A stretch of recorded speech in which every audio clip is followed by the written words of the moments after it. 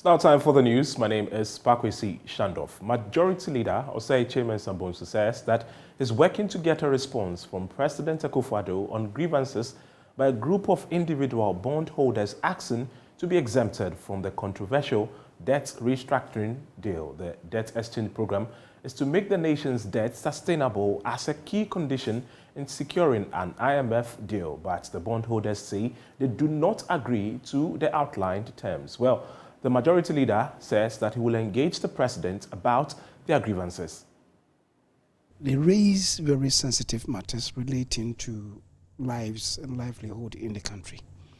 Indeed, and I agree that many of the elderly in society who've invested in these bonds are using them for survival.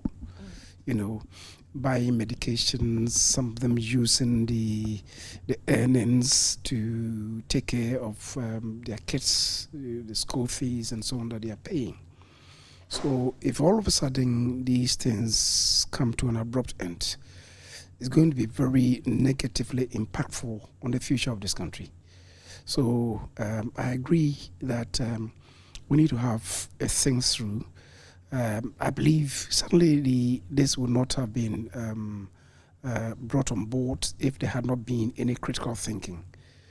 But beyond that, because a government is put in place to ensure that the burden on the people is lessened, there are real problems. And maybe we need to have better engagement to see the better way forward. Does this engagement include exempting the individual bondholders, at least for now? I don't want to make any commitment to that on behalf of government, because honestly, you should ferry the concerns to government, to the president, to the finance minister. And then we can sit down and do further consultations amongst ourselves, then also stepping out. If we have to further add value to the decision that's been taken, certainly I believe government will not be found wanting. Meanwhile, financial literacy analyst Richmond Kwame Frimpong says that very little can be done per the situation. It's looking like if what we've heard and read is anything to go by, then it's very likely the individual bondholders would not bring it up to the percentage the government is looking for. And when it falls short, as in the people who have agreed, when it falls short of the expectation in terms of the percentage, the government may probably have to reconsider which other component to use for this exchange. And time is actually running on the government, and probably it's time to look outside of the composition of the whole exchange program and see what else can be done to salvage the situation and to get the management and the board approval for the IMF program. Staying on this development, General Overseer of the Royal House Chapel International, Sam Kranchiankra, last Friday charged God to push away leaders of the country from the servants of the poor. He was praying at the church's annual week of the altar program. If they lose their livelihood, who will they turn to? And where do they go? Jesus. Our God and our Father, we bring the president of this country, his vice and the minister of finance and economic planning, and all those who sit and take decisions. Father, bring them on their knees. Yes. And humble them. Yes. Humble them. If they will not hear any voice, let them hear the voice of Jehovah God Almighty. Amen. And warn them, oh God, that when you are in power and in authority, you don't touch the savings of the poor. Because when the poor people decide to cry, there will be judgment from heaven. Lord, push them away from the savings of the poor. Push them away from the savings of the needy. For there are families who depend upon these savings. I send you, holy angels. Go and arrest the heart of the president, his vice, and the finance ministers and their advisors. Make them sensitive to the needs of the people. Bring them on their knees. Let them hear the voice of righteousness. Amen. And the poor and the vulnerable. Keep us, bring us help, oh God. Help our nation from collapsing. Help our nation from sinking. Jesus. Bring our finances back to life. Let the economy work again. Amen. Let families feed their children and their houses. Yes, Lord. Sustain breadwinners. Keep fathers and mothers. Now, some 15 people are serving 3 months jail terms each for committing various sanitation offences. This is according to the Director of Public Health at the Accra Metropolitan Assembly, Florence Kuchi. She says that the offenders are part of a total of 477 people arrested and prosecuted during the AMA Joy Clean Ghana campaign in 2022. She spoke to my colleague Mamiesi Something on the Joy Newsroom. The exact crime these people have committed, they have committed series of crimes. For instance, people accumulating refuse at their houses without properly disposing of them. Some of them food safety issues, others insanitary drains, others practicing open defecation, some too littering within the city center, and many others. They have flooded a lot of sanitation and environmental health offenses that are contrary to the Public Health Act 851 and the AMA Sanitation 2017 bylaws. With these convictions, I mean, what are the outcome of the convictions? Were they in jail or they were given fines? In fact, out of this, 21 of them were given a 3-month term jail or to pay a fine of 1,200. So those who were able to pay, some have been paid and they are out of the jail. So now we have about 15 people still in jail. Mrs. Kuchi also says that this year's Clean Ghana campaign will involve more of community sensitization than prosecution. In fact, this year, the exercise is starting in, let me say, the last week of January, and we are changing the exercise pace. Maybe we are not going to do the arrest we saw. We may be doing a lot of, let me say, community engagement. You may see us in the community with a meeting with our clients, educating them more, asking them what they think their sanitation issues are in their areas and what they themselves think they can do to help us solve those sanitation problems, so that going forward, we are all going to live in a sanitized and a healthy environment. Away from sanitation, the Ghana Education Service says that the 2023 school placement exercise will begin with the verification of students' school choices. This was contained in a statement earlier issued by the service. There's more in the following report. According to the release, management of the Ghana Education Service wishes to inform students, staff, parents or guardians, and stakeholders that this year's school placement exercise begins with the verification of students' school choices. This verification process is to ensure accuracy in students' choice information before they are placed in their selected second cycle schools. Students, parents or guardians will receive SMS message from the computerized school selection and placement system, which contains a web portal address and a USSD shortcode number *899*88# with 4-digit token number. The verification exercise commenced Saturday, January 14, 2023 and ends January 22, 2023. Students who may have errors in their initial selection should call 055 654 1525. I take that again, 055 654 1525, or click on the edit button available on the web portal after their selection details displayed with copy of the original selection form.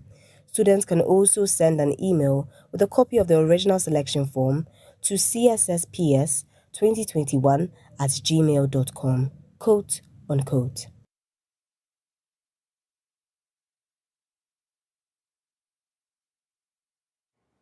Now, a civil society organization, Child Online Africa, says that social media users should desist from further circulation of the video footage or images of the dismissed 8 Chiana SHS girls, though President Akufo-Addo has directed the Ghana Education Service to reverse the decision. The footage of the girls insulting the president is still in circulation, but Child Online Africa warns that the situation could create a negative digital footprint for the girls and later jeopardize their future. Awo Adam Amenya is the executive director for Child Online Africa. Taking down the video is one of the many ways that the video could be saved from circulation. But the fact is that there are a number of people who have saved it on their individual devices, and in their case to talk about this issue might be circulating it. So that's fine. It's okay to also report to content or platform owners. But how many of us are willing to do that coolly? It's not something that most of us are interested in, and some people are even calling for punishment of these children, which I am not against. We agree they should be punished or they should be disciplined, but the discipline should lead to reformation, and it shouldn't be a discipline that would affect their best interest, which is their right to education. So that is one of the things we are saying. And again, it brings to the fore our level of understanding of what constitutes digital footprint. And if we know that, then parents should also be mindful at what the children are doing online. And these young people, if they were talked to at home, I'm sure they wouldn't have let out such content. So digital literacy for all stakeholders across board is very, very necessary. Again, this is what makes it easy for fraudsters to go out there and do things and think that they cannot be tracked. So this should serve as a learning situation for all of us who are engaging in digital space in one way or the other, to be mindful of what to do. And as a society, it's important for us to also approach this in a communal way.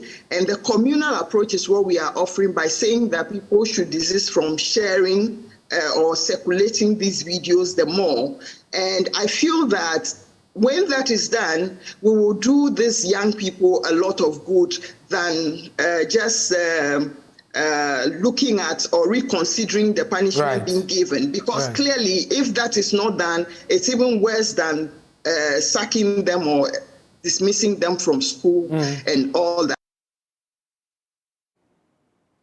Now, former President John Dramani Mahama has eulogized the late Cardinal and Bishop of the White Houses, Cardinal Richard Kia Bawop, for his immense contribution to the underprivileged in society. He recalls with nostalgia the daily feeding of the mentally challenged persons in society and urged congregants to take a cue from the late Cardinal and glorify him. Mr. Mahama spoke when he joined congregants at a mass service at the St. Andrew Cathedral in Wa to commiserate with the church over the loss of the Cardinal. Rafik Salam reports from Wa. The funeral service of Cardinal Richard Bawop was held at the World Sports Stadium and heavily attended by mass of notable personalities, including President Akufo-Addo, top government ministers, bishops from the various dioceses in the country and beyond the source of the country, political elites, paramount and divisional chiefs from the country. Conspicuously missing was former President John Dramani Mahama, who was not in the country. He therefore sent a strong delegation of NDC party stalwarts to condole and commiserate with the Catholic Church over the loss in his absence. However, upon arrival in the country and heading to his home at Bole, where his political umbilical cord was cut en route to Wa, he joined congregants of the Sunday Mass at the St. Andrew's Cathedral, presided over by the administrator of the cathedral, Reverend Father Matthew Turosong. Of the land.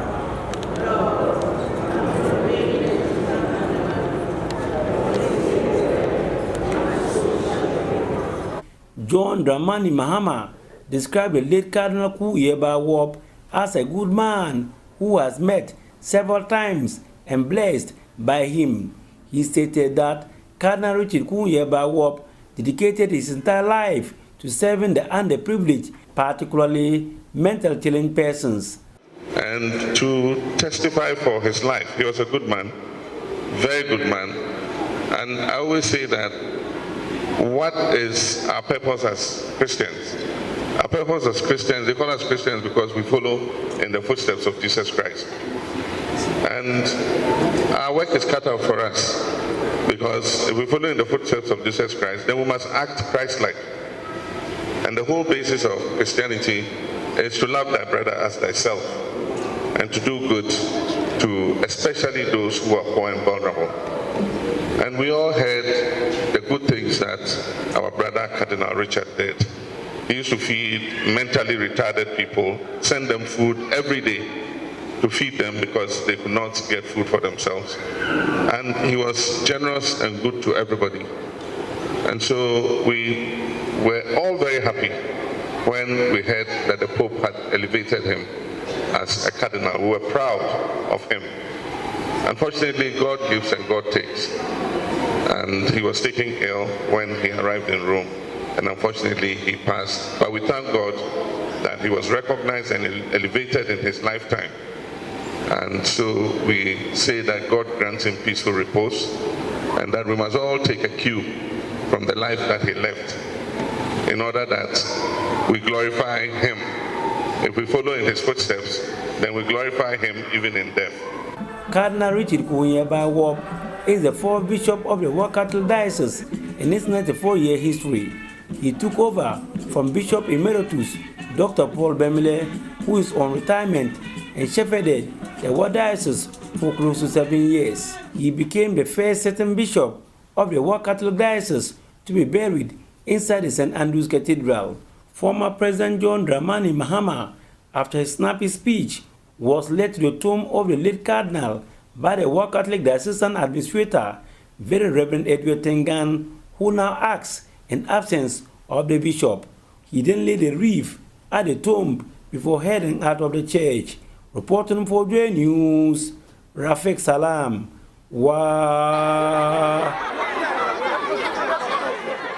There's a wrap on the news this morning. For more, log on to www.myjoyonline.com. My name is Kwasi Schandorf. The show continues. Stay.